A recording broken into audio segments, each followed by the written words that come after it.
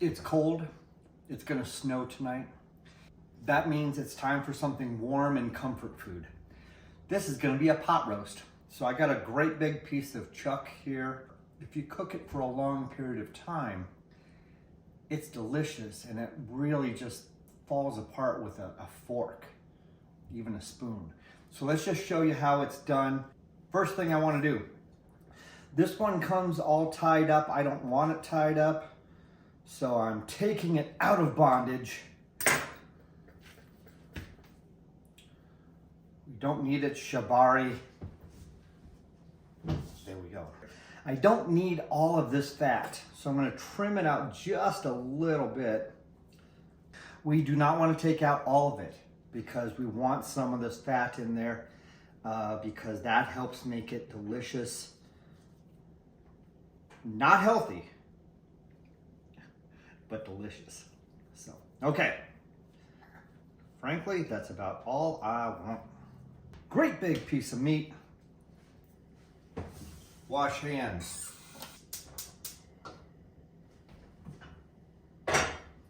I've got a great big Dutch oven pot here. If you don't have one, it's okay. Get a big pot of some kind. Salt. I'm going to generously sprinkle this with salt right now. Both sides. Once again, Twister is in the house. Say hi, Twister. Wash your hands between flipping things over with raw meat and touching stuff. I shouldn't need to say that anymore, but just in case, I'll say it out loud. Okay. Big piece of meat going into the Dutch oven.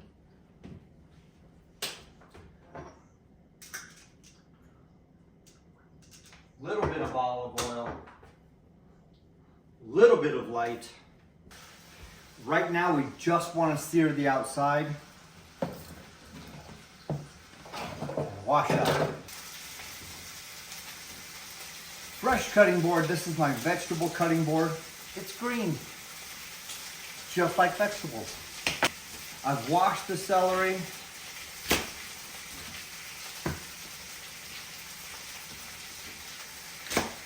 I'm gonna do relatively big chunks. Hey, you know what I forgot to do? Ingredients, utensils. Big food from a tiny kitchen. You do not need to memorize all this stuff. Chop some carrots. Feed carrot tops to your dog. She loves carrots. Carrots are good for dogs. And into the bowl. Let's chop some onions.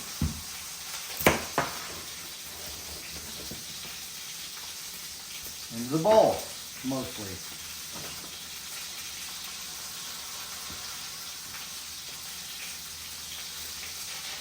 Check your meat.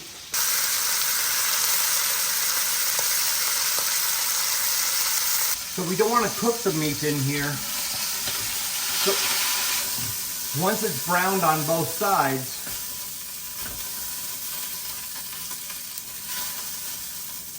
we put it on a plate and let it go.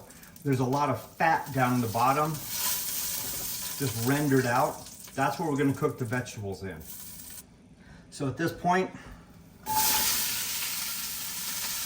dump everything in. Give them a quick stir.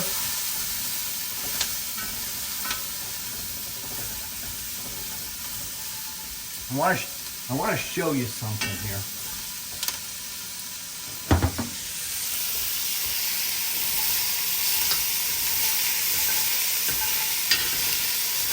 So you see all those brown bits at the bottom?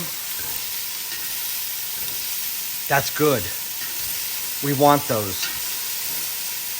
And I'll show you why in a little bit. When we hit that with liquid, that's gonna bring all that flavor up, all that browned meat, all that's coming up. It's gonna be really great inside the stock. Just wait for it. Get those vegetables softened up. At this point, a little bit more salt, a little bit of pepper. I'm adding a little bit of tomato paste. We stir it around. That's gonna add to that fond. That's that dark stuff at the bottom. It's called fond. We're gonna let that cook in as well. It's gonna become a little bit darker. It's okay. It's gonna look like things are burning. Use your nose. If it smells like it's burning, it's probably a little bit rough. It does not smell like it's burning. This smells like delicious. That's what you want, okay? This is amazing. Use your nose. We've stirred that in. The vegetables are getting a little bit softer. I'm gonna put my meat back in. And I've got 4 cups of beef broth. Now, I'm swirling this around a little bit. I'm stirring up all of that fond off the bottom. All of that goodness is just coming up into the liquid.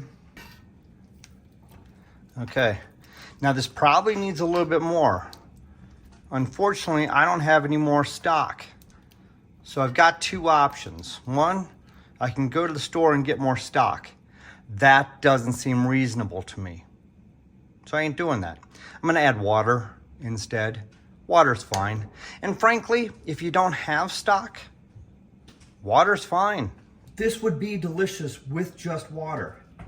Am I forgetting any ingredients? I think I got everything in there right now. We're just gonna let this hang out. We're gonna let this cook. Lid on, I'm gonna set the timer. Right now I'm gonna set it for 1 hour and 20 minutes. And I'm just gonna keep the heat on low. It's like a 3 out of 10. I don't want it to be boiling. So this is the balance. We're just gonna check it. By golly, my mom is jumping at the computer screen right now telling me, Matt, you have forgotten the potatoes. So I'm gonna cut up some potatoes. Let's cut up some potatoes.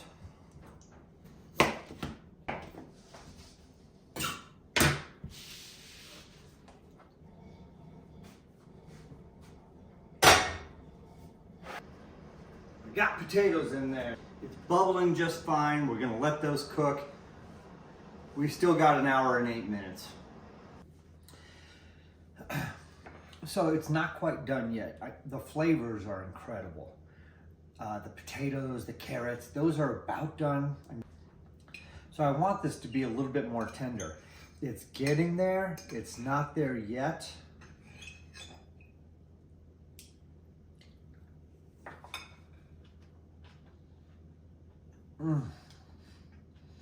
But the flavor is incredible. This is exactly the way you want it to taste. I'm gonna let this stew a little bit longer and we'll go from there. This is it. It's done. It's been hours. And honestly, the longer it cooks, the better. If you have leftovers and cook it the next day on the stove at a very low temperature, it's even better. But this is amazing. This is one of those comfort foods that make you all warm and fuzzy inside. This one is for family. This one is for yourself. This one is to treat you well. Let's take a look. This is so soft, so tender. It melts. It's incredible. All the vegetables are soft and warm. It's gorgeous. They have an individual flavor and they're delicious. You can cook this with a lot of extras. So you can add thyme, you can add rosemary, you can add red wine if that's what you want to do. I kept it as simple as possible, but it's really great. So I hope you enjoyed this. I hope you try it. Favorite it. Come back to it later. If this is something that you want to see more of, subscribe down below or hit the website, bigfoodfromatinykitchen.com. We'll see you next time. Thanks.